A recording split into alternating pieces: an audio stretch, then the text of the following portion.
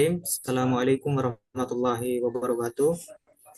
Pertama-tama, marilah kita panjatkan puji dan syukur atas kehadirat Allah Subhanahu wa Ta'ala, karena atas limpahan rahmat serta karunia-Nya, sehingga alhamdulillah kita masih diberi nikmat kesehatan yang sangat luar biasa. Salat serta salam tiada henti-hentinya kita haturkan kepada baginda Allah Nabi besar Muhammad Sallallahu Alaihi Wasallam, atas perjuangan beliau yang dibantu oleh para sahabat dan para keluarganya, sehingga alhamdulillah kita dapat diantarkan dari alam kegelapan menuju alam yang terang benderang seperti apa yang kita rasakan pada saat sekarang ini. Baik, sebelumnya kami mengucapkan terima kasih atas kesempatan yang diberikan kepada kelompok kami. Perkenalkan, kami dari kelompok 2 yang beranggotakan saya sendiri, Nur Salam, dengan NIM 240007 301 009, dan saudari Hirmawati Umar Panau dengan NIM 240007 301 003. Oke, baik. Pada kesempatan kali ini kami akan membahas mengenai simbol. Kata simbol berasal dari bahasa Yunani, yaitu symbalein, yang berarti menggabungkan. Hal ini menunjukkan fakta bahwa manusia telah mengembangkan cara untuk mengubah materi sensorik sederhana menjadi media untuk mewakili sesuatu yang lain. Media tersebut pada dasarnya menjadi budaya manusia yang berkembang seiring berjalannya waktu. Dari perspektif ini, simbol dapat didefinisikan secara luas sebagai kapasitas untuk mengekspresikan atau mewakili suatu hal dalam kaitannya dengan hal lain. Ini diungkapkan oleh Brady Wagoner pada tahun 2023. Menurut Scam, simbol adalah suara atau sesuatu yang dapat dilihat, yang secara mental berhubungan dengan suatu ide-ide. Itulah arti dari sebuah simbol. Tanpa ada ide yang melekat padanya, maka simbol tersebut tidak mempunyai arti. Simbol dan maknanya harus diterima sebagai satu kesatuan. Jadi, secara umum, simbol adalah gambar, bentuk, atau benda yang mewakili suatu gagasan, ide, ataupun jumlah sesuatu. Meskipun simbol bukanlah nilai itu sendiri, namun simbol sangatlah dibutuh untuk kepentingan penghayatan akan nilai-nilai yang diwakilinya. Simbol dapat digunakan untuk keperluan apa saja, misalnya ilmu pengetahuan, kemudian kehidupan sosial, juga keagamaan. Bentuk simbol tak hanya berupa benda kasat mata, namun juga melalui gerakan dan juga ucapan. Simbol juga dijadikan sebagai salah satu infrastruktur bahasa yang dikenal dengan bahasa simbol. Simbol paling umum ialah tulisan yang merupakan simbol kata-kata dan juga suara. Simbol dapat digunakan dalam berbagai aspek kehidupan, seperti dalam matematika, kemudian musik, agama, bahasa, politik, dan juga masih banyak hal-hal lain yang bisa diterapkan melalui simbol ini. Baiklah, saya akan menjelaskan apa saja sih fungsi dari simbol.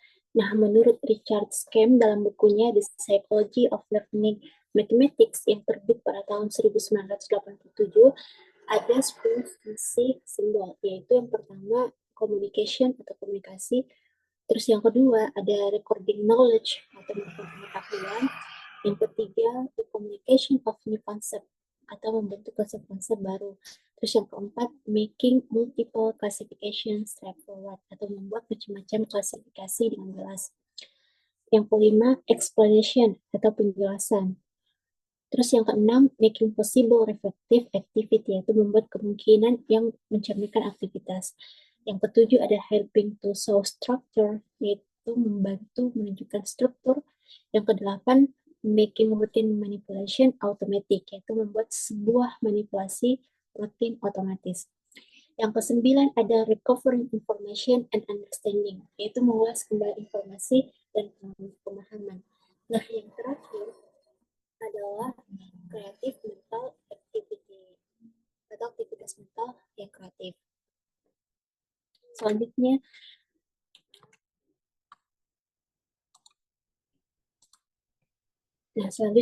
saya akan menjelaskan poin yang pertama, yaitu simbol sebagai communication atau komunikasi. Nah, simbol itu adalah objek, kejadian, bunyi bicara atau bentuk-bentuk tertulis yang diberi makna oleh manusia. Bentuk primer dari simbolisasi tersendiri adalah melalui bahasa.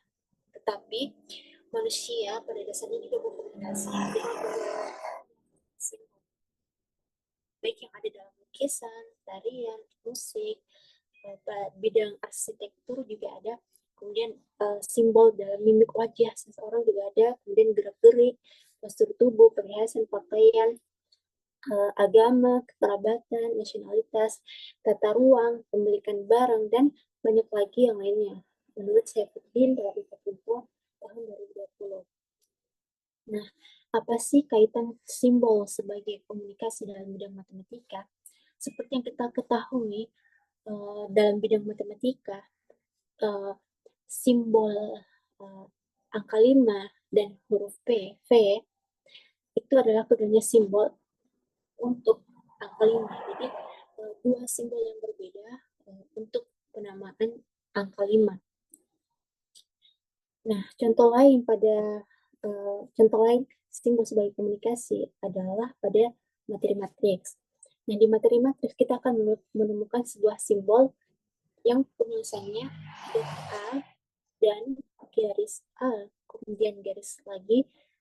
Kedua simbol tersebut itu sama-sama mengkomunikasikan determinan. Jadi, simbol tersebut itu mengkomunikasikan kepada pembacanya untuk mencari determinan dari matriks A tersebut. Nah, seperti itulah bentuk simbol sebagai komunikasi pada bidang matematika. Nah, contoh yang ketiga, ada 5 berbasis 10 atau biasa kita sebut dengan angka 5 dalam desimal, itu sama dengan 101 basis 2. Nah, contoh simbol dalam penerapan bilangan biner ini, kalau kita dapat penulisan yang seperti ini atau simbol yang seperti ini, itu mengkomunikasikan bahwa nilai dari 5 basis 10 itu akan sama dengan 101 basis 2. Kedua simbol yang berbeda tetapi memiliki makna yang sama. Seperti itulah bentuk simbol sebagai komunikasi dalam bidang matematika. Nah, selanjutnya poin yang kedua adalah simbol sebagai recording knowledge. Jadi, simbol yang berfungsi sebagai perekam pengetahuan. Nah, untuk merekam pengetahuan itu ada kaitannya dengan sebuah ide ya. Nah, ide itu tidak hanya sesuatu yang dapat dilihat, tetapi juga dapat didengar dan juga bisa hilang. Nah, bila seseorang yang meninggal itu, maka pengetahuannya pun akan mati bersamanya, kecuali dia telah mencatatnya atau mengkomunikasikannya kepada orang lain. Hal ini yang dikemukakan Scam dalam bukunya The Psychology of Psychology. Jadi, simbol sebagai recording knowledge atau merekam pengetahuan itu ada dalam bentuk ide ya. Nah, apa sih kaitannya dengan matematika? Nah, contoh konkretnya itu ada pada bentuk aljabar. Salah satunya itu ada pada materi bentuk aljabar. Nah, ekspresi bentuk aljabar seperti X ditambah A berpangkat 2 sama dengan X kuadrat ditambah 2X ditambah A2, di mana variabel X dan A-nya itu memiliki makna yang sama ya. Makna yang sama karena dari satu konteks yang sama itu ada pada konteks bentuk aljabar. Nah, jadi variabel X dan A itu memberikan makna atau nilai yang akan kita cari dari bentuk aljabar. Peserta didik, ya, contoh lain adalah peserta didik ketika akan memasuki materi selanjutnya, misalnya suku banyak, maka peserta didik harus memiliki pengetahuan bentuk aljabar terlebih dahulu agar bisa menyelesaikan materi suku banyak.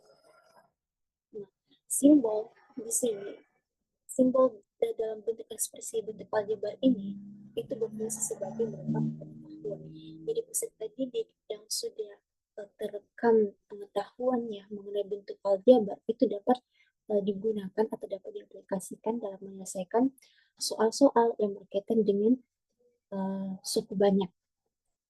Jadi bentuk aljabar ini atau simbol bentuk aljabar ini adalah materi prasyarat sebelum memasuki materi selanjutnya. Jadi siswa harus kuat, harus bisa merekam pengetahuan sebelumnya, yaitu bentuk aljabar untuk menyelesaikan soal-soal suku banyak.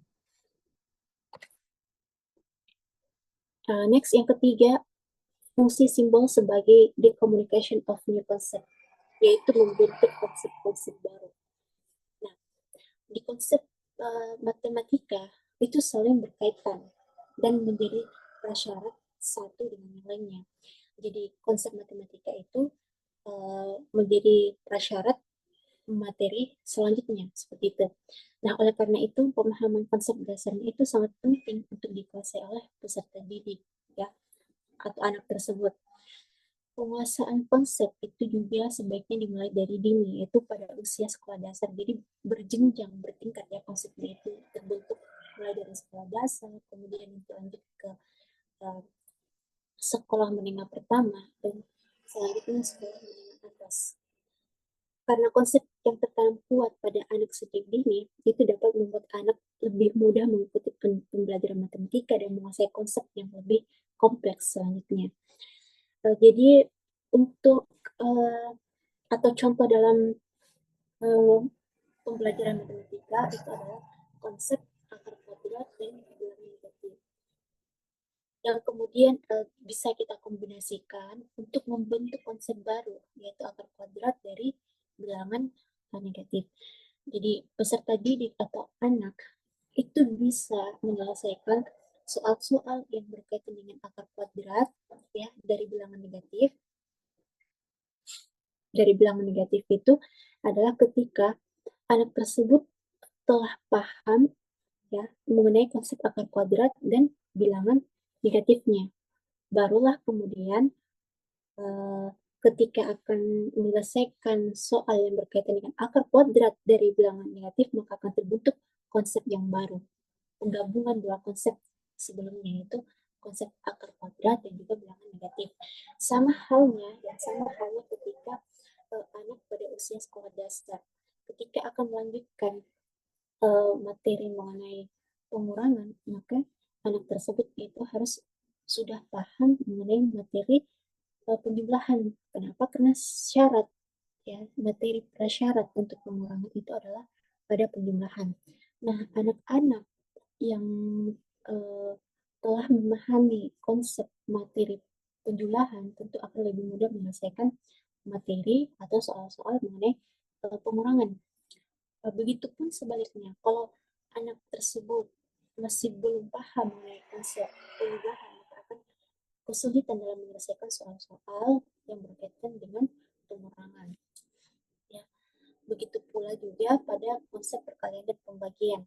Perkalian adalah materi prasyarat untuk pembagian.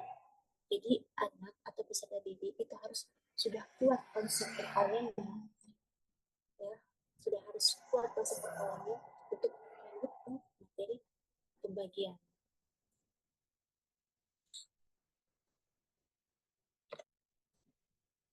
Yang keempat, ada making multiple classification. Jadi simbol itu sebagai membuat macam-macam klasifikasi yang jelas. Lanjut. Simbol sebagai pembuat macam-macam klasifikasi dengan jelas itu membentuk sebuah klasifikasi ya. Jadi simbol itu membentuk sebuah klasifikasi yang mengelompokkan sesuatu tersebut ke dalam kelompok tertentu. Nah, kegiatan klasifikasi dalam hal ini yaitu mengelompokkan benda ke dalam kategori tertentu. Contohnya adalah pada soal seperti ini. Risa, Mel, dan Sasa membagi tugas mengantar undangan ke 105 orang. Meli mengantar 10 amplop undangan lebih banyak dari Risa, ya. Kemudian Sasa Mili mengantar 10 amplop undangan lebih banyak dari Lisa, kemudian Sasa mengantar 5 amplop undangan itu lebih sedikit dari 2 kali yang diantar Lisa. Jika undangan yang diantar Lisa sebanyak X amplop, uraikan secara rinci bagaimana kamu dapat menentukan banyaknya undangan yang diantar Mili dan Sasa. Nah, untuk menyelesaikan soal seperti ini, kita butuh simbol sebagai klasifikasi. Sebagai klasifikasi. Jadi langkah pertama adalah kita buat klasifikasi yang jelas dari soal tersebut. Bentuk klasifikasinya yang pertama itu ada Mili. Mili mengantar 10 amplop undangan lebih banyak dari Risa. Nah, kita bisa menuliskan Mili sama dengan 10 plus 10 tambah Risa. Ini maknanya, makna dari simbol tersebut adalah Mili mengantar 10 amplop undangan lebih banyak dari Risa. Bentuk klasifikasinya adalah khusus pada Mili tersebut. Ya. Kemudian yang kedua ada Sasa. Sasa mengantar 5 amplop undangan lebih sedikit dari 2 kali yang diantar Risa. Jadi bentuk klasifikasinya kita bisa menuliskan Sasa sama dengan 5 kurang 2 Risa. Ini menandakan bahwa 5 sisa sama mengantar 5 amplop undangan lebih sedikit. Jadi kurang, lebih sedikit maknanya kurang dari 2 kali yang diantar Risa. 2 kali yang diantar Risa maknanya 2 Risa seperti itu ya. Nah, klasifikasi selanjutnya ada Risa. Ya. Risa. Di dalam soal, jika undangan yang diantar Risa sebanyak X amplop, maka bentuk klasifikasinya kita dapat menuliskan Risa sama dengan X amplop. Nah, inilah yang disebut sebagai simbol making multiple classification, membuat macam-macam klasifikasi dengan jelas. Seperti dari contoh tadi, kita membuat klasifikasi untuk Meli, kemudian ada untuk Sasa dan untuk Risa. Jadi fungsi simbol sebagai klasifikasi ini itu bisa memudahkan anak untuk menyelesaikan soal-soal tersebut karena sudah jelas bentuk klasifikasinya, jadi tidak akan tertukar informasi-informasi yang diperoleh dari soal tersebut.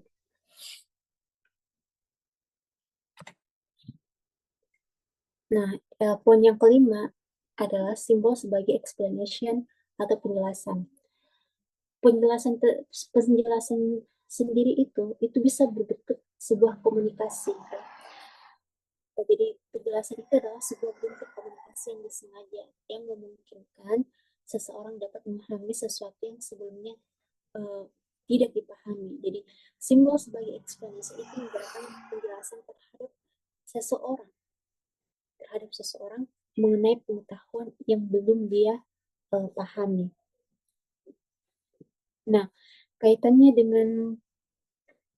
dengan matematika itu salah satunya ada pada materi deret aritmetika ya. Nah, sebagai contohnya seperti ini. Seseorang membawa virus masuk ke wilayah X.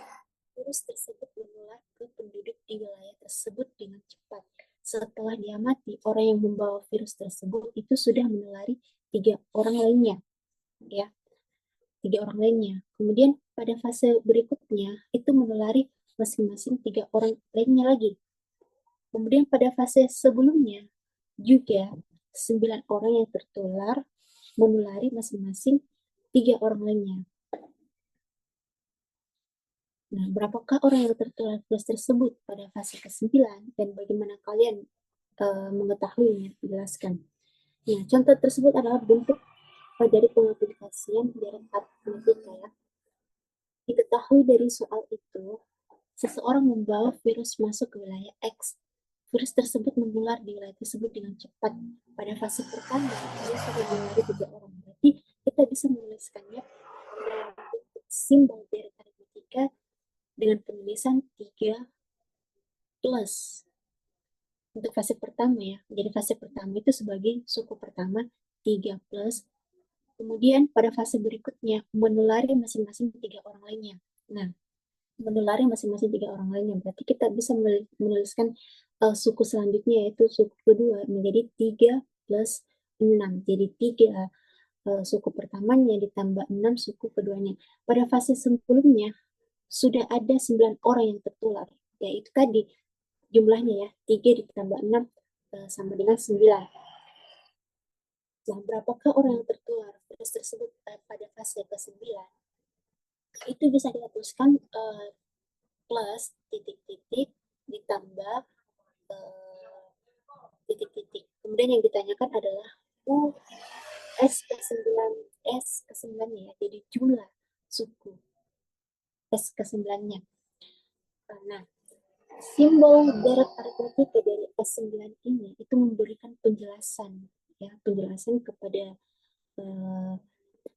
seseorang bahwa kita disuruh mencari jumlah ya, jumlah orang yang tertular dari virus tersebut pada fase 9. Jadi simbol bentuk deret aritmetika yang kita tuliskan 3 ditambah 6 ditambah 9 ditambah seterusnya sampai suku ke-9 itu memberikan penjelasan atau pengetahuan kepada kita ya, pengetahuan mengenai jumlah virus ya yang sudah tertular kepada orang.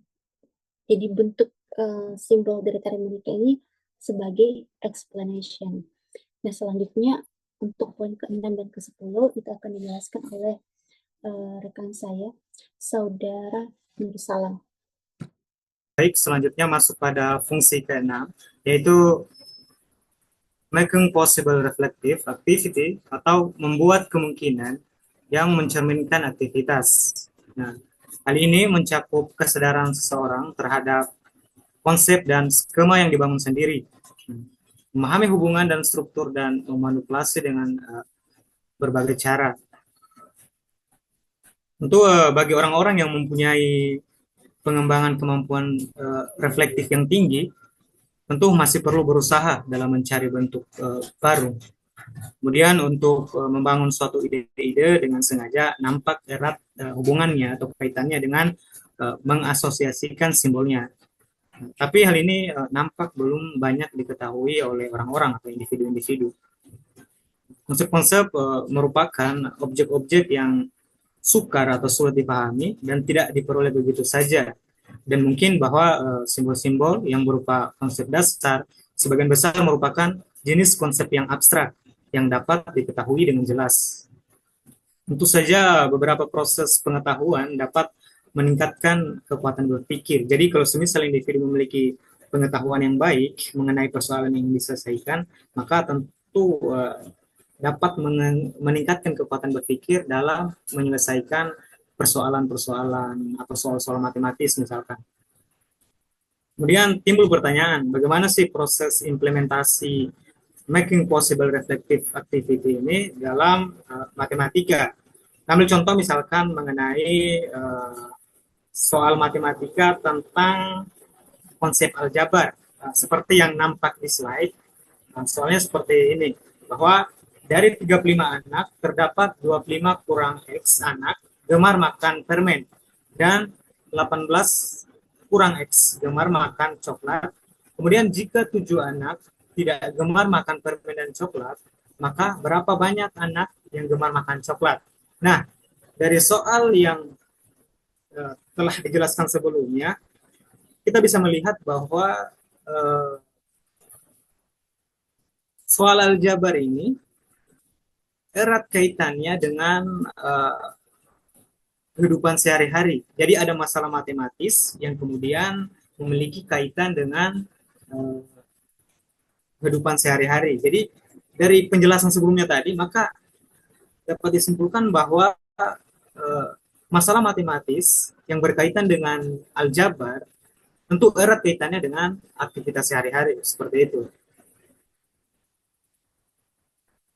Kemudian yang kedua adalah helping to solve struktur atau membantu menunjukkan struktur. Nah, pada bagian ini tentu akan dijelaskan bagaimana hubungan ide-ide dan bagaimana cara mengintegrasikannya. Jangkauan memori untuk mengingat informasi yang diberikan dengan sekilas hanya sedikit. Sebagai contoh misalkan, banyak informasi yang dapat ditangkap oleh seseorang atau individu dalam suatu saat pada keadaan sadar tentu sangat terbatas. Misalkan topik yang lebih sulit, lebih banyak memerlukan konsentrasi dan perhatian dalam berpikir dalam suatu saat. Tapi juga memerlukan ketepatan dalam mengarahkan dengan cepat sebelum kita mengerjakan persoalan-persoalan yang diberikan. Nah, tentu harus membutuhkan konsentrasi yang tinggi. Membutuhkan konsentrasi yang tinggi apabila kita menemukan topik-topik yang sulit seperti itu. Kemudian bagaimana sih cara untuk agar supaya masalah yang sulit itu bisa diselesaikan secara baik atau secara efisien? Maka ada cara dalam mengurangi ketegangan atau mengurangi ketegangan pengetahuan. Nah, itu dengan penjelasan notasi matematika. Misalkan contoh matematikanya seperti ini. Tentang fungsi logaritma natural. Tentang fungsi logaritma natural. Nah, di dalam fungsi logaritma natural ini membutuhkan ingatan yang kuat bagi seorang individu, membutuhkan kemampuan matematis dasar yang dimiliki oleh individu, sehingga berdasarkan penjelasan sebelumnya tadi, maka dapat disimpulkan bahwa soal mengenai turunan fungsi logaritma natural ini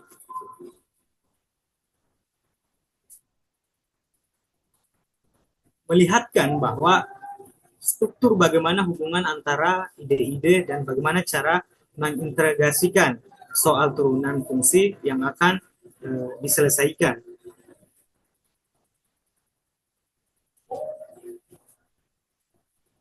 Kemudian ada selanjutnya making routine manipulation automatic atau sebut sebagai atau membuat sebuah manipulasi rutin yang otomatis.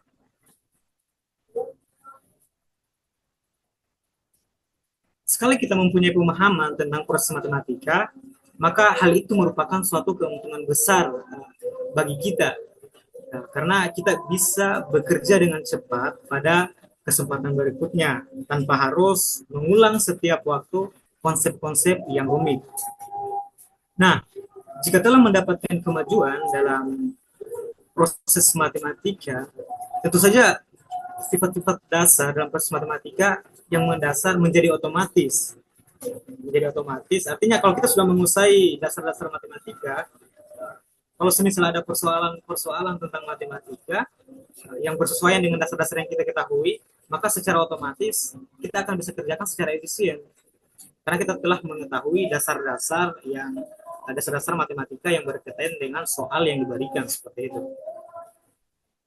Kemudian pada berbagai tingkatan kita juga dapat membedakan mana antara manipulasi-manipulasi rutin dan aktivitas pemecahan masalah. Dalam matematika, hal ini dikerjakan dengan melepaskan simbol-simbol dari konsepnya dan memanipulasi menurut bentuk-bentuk yang biasa dipakai tanpa menghiraukan artinya. Nah, kegiatan otomatis dari tugas-tugas rutin harus jelas perbedaannya dari simbol-simbol. Tak berarti dari manipulasi mekanik atau kecepatan manipulasi yang bukan matematika seperti itu. Seorang matematikawan bekerja secara otomatis setiap saat dapat menunda kehendaknya dan memanggil kembali artinya dari simbol-simbol dan dia harus dapat dengan mudah dari suatu bentuk aktivitas ke lain aktivitas sesuai dengan syarat-syarat dan tugas-tugas yang dikerjakan. Contoh implementasinya dalam soal matematika ada pada materi persamaan linear dua variabel.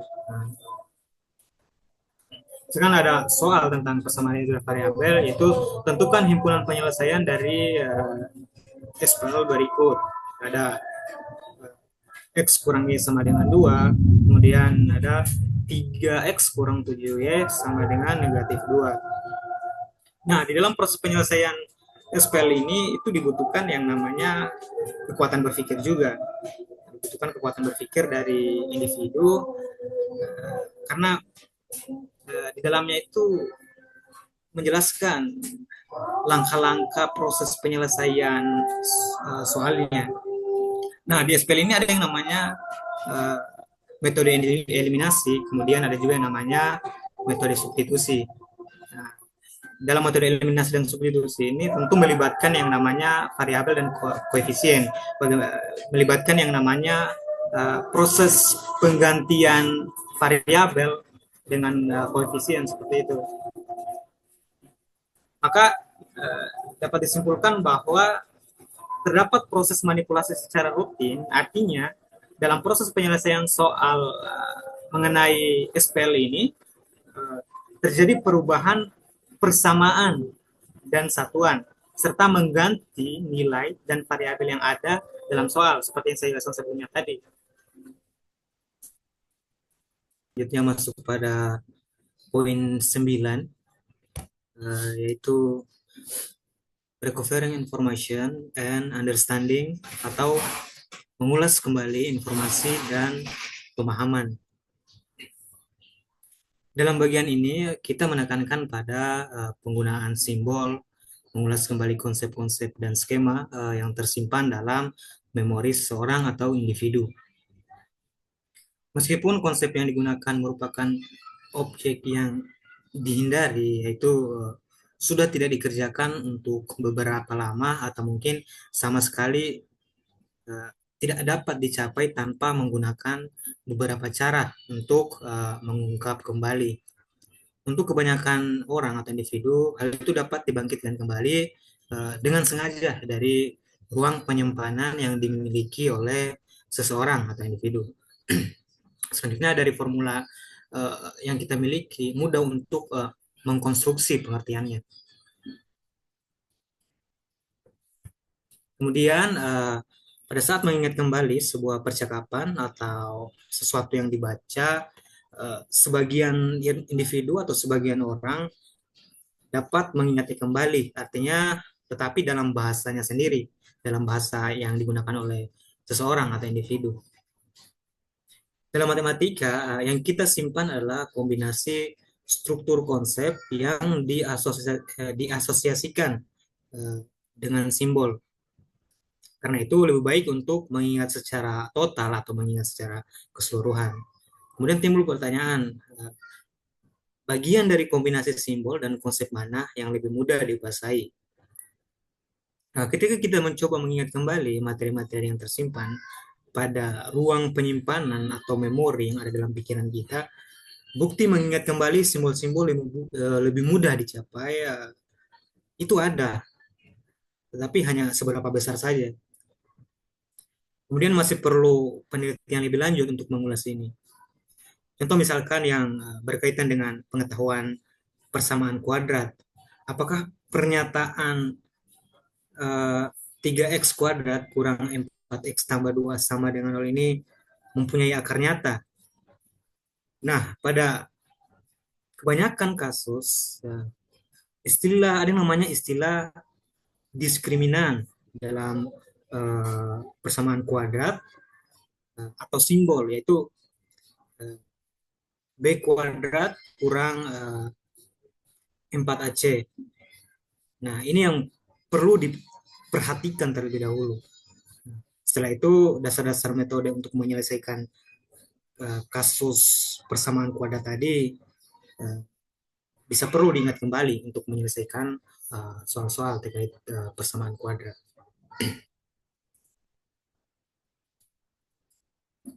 Kemudian selanjutnya adalah poin yang ke-10, yaitu creative mental activity, atau yang sering disebut sebagai aktivitas mental yang kreatif. Pembentukan konsep yang terdiri dari formasi ide-ide baru, dari ingatan dari setiap masing-masing individu, merupakan faktor-faktor yang kreatif. Baik untuk memulai sesuatu atau untuk menyelidiki keberadaan sesuatu. Kalau semisal kita mendapat pemahaman yang kita peroleh, hal itu dapat dikomunikasikan dalam cara-cara yang siap kita diskusikan misalnya. Di mana skema-skema sudah cukup jauh dikembangkan dalam arah yang benar untuk dapat diasimilasikan. Contohnya dalam kasus matematis seperti proses pembelajaran project based learning, di mana guru misalkan meminta siswa untuk bereksperimen mencari volume tabung dengan memanfaatkan barang bekas, kaleng, susu atau gelas. Nah, tahap pertama kita mengukur tinggi gelas dan kemudian jari-jarinya yang mengisi gelas dengan sampai penuh. Selanjutnya air yang ada di gelas dituang kembali ke alat ukur. Kemudian kita mungkin sebagai siswa mencocokkan hasil jawaban dengan menggunakan rumus-rumus matematika volume tabung. Seperti itu. Nah, di situ kan dari contoh kasus tersebut itu muncul yang namanya creative mental activity dalam proses langkah-langkah penyelesaian soal-soal uh, yang berkaitan dengan tabung seperti itu.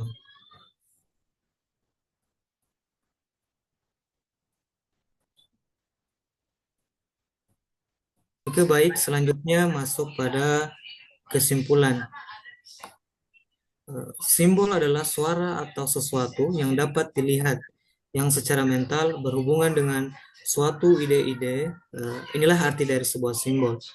Tanpa ada ide yang melekat padanya, maka simbol tersebut tidak mempunyai arti. Simbol dan maknanya harus diterima sebagai satu kesatuan. Baik, selanjutnya terdapat 10 fungsi simbol, yaitu yang pertama adalah uh, communication atau komunikasi, di mana simbol sebagai komunikasi ini artinya simbol adalah objek, kejadian, bunyi, bicara, atau bentuk-bentuk tertulis yang diberi makna oleh manusia. Terus kemudian konsep merupakan objek pola pikir yang murni, tidak dapat didengar dan tidak dapat dilihat.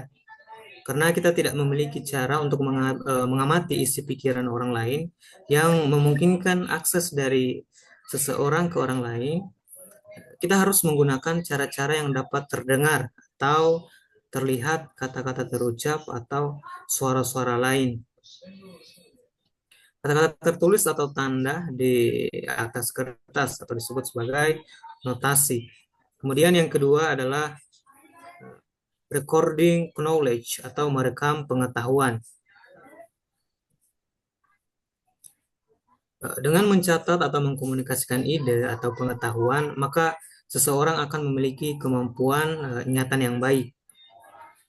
Memori atau ingatan memiliki peranan penting dalam suatu proses pembelajaran, karena memori merupakan salah satu hal yang dapat menentukan prestasi belajar peserta didik.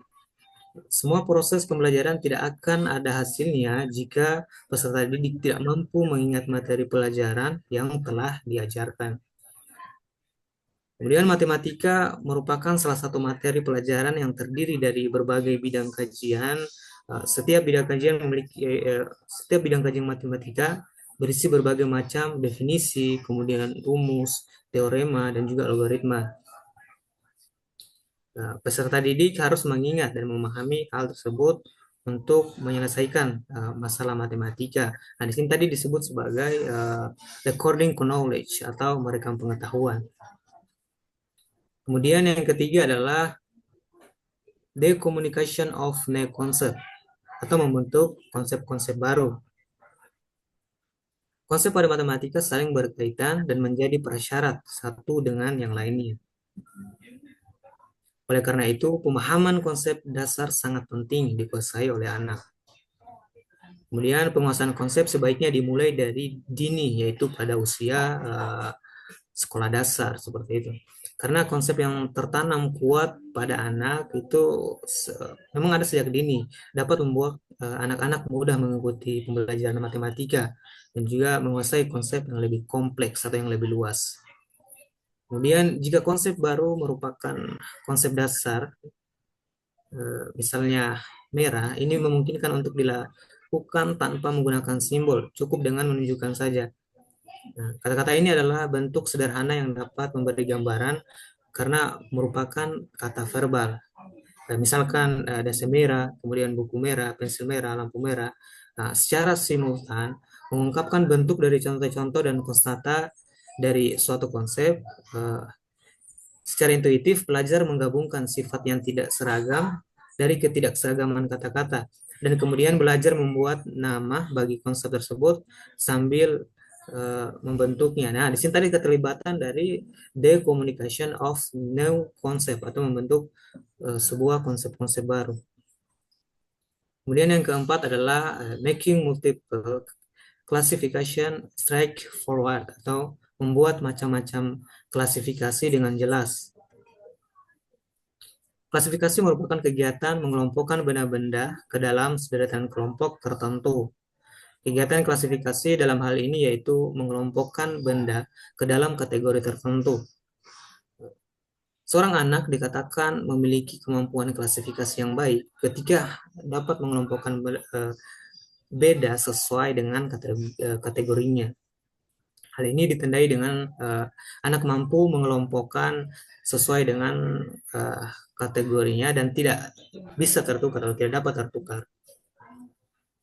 Kemudian ada yang namanya yang kelima itu explanation atau penjelasan. Nah, penjelasan adalah suatu bentuk komunikasi yang disengaja yang memungkinkan seseorang dapat memahami sesuatu yang sebelumnya tidak dipahami.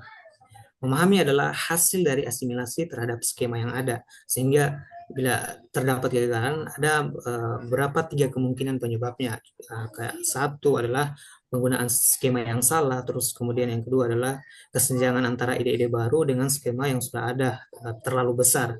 Lalu kemudian yang terakhir adalah skema yang sudah ada mungkin tidak mampu menyerap ide-ide baru tanpa pemberian akomodasi, khususnya dalam kasus generalisasi matematika. Kemudian yang keenam ada yang namanya making possible reflective activity atau membuat kemungkinan yang mencerminkan aktivitas. Nah, hal ini mencakup kesadaran seseorang individu terhadap konsep dan skema yang dibuat sendiri, yaitu dengan memahami hubungan dan struktur dan memanipulasi dengan berbagai cara. Nah, itu tentu melibatkan yang namanya aktivitas-aktivitas yang dilakukan oleh seseorang individu. Kemudian yang ketujuh ada yang namanya helping to solve struktur atau membantu menunjukkan struktur. Nah, pada bagian ini dijelaskan bagaimana hubungan ide-ide dan bagaimana cara mengintegrasikannya. Selanjutnya ada yang namanya yang kedelapan yaitu making routinate manipulation automatic atau membuat sebuah manipulasi rutin secara otomatis. Nah, di sini penjelasan intinya adalah bahwa kalau semisal kita mempunyai pemahaman tentang proses matematika, maka hal itu merupakan suatu keuntungan besar karena kita dapat bekerja dengan cepat pada kesempatan yang diberikan berikutnya tanpa harus mengulang setiap waktu konsep-konsep yang rumit.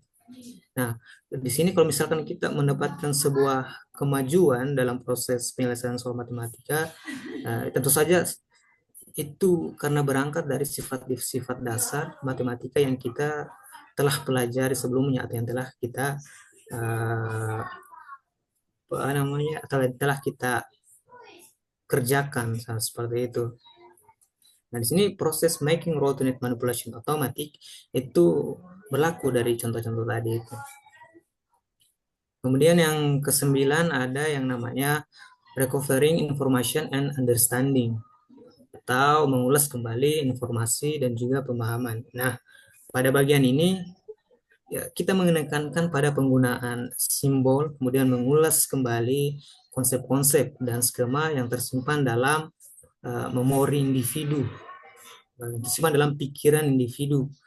Meskipun konsep yang digunakan merupakan objek yang dihindari atau yang sudah tidak dikerjakan dalam waktu beberapa lama, mungkin sama sekali tidak dapat dicapai tanpa menggunakan beberapa cara untuk mengungkap kembali.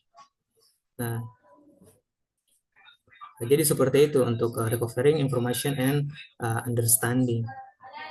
Kemudian selanjutnya yang terakhir, yang ke-10, creative mental activity atau aktivitas mental yang kreatif. Nah, pada bagian ini pembentukan konsep yang terdiri dari formasi ide-ide baru dari ingatan masing-masing individu merupakan faktor-faktor yang kreatif. Jadi hal-hal atau ide-ide yang kita punya dalam proses penyelesaian matematika itu disebut sebagai sesuatu hal yang kreatif.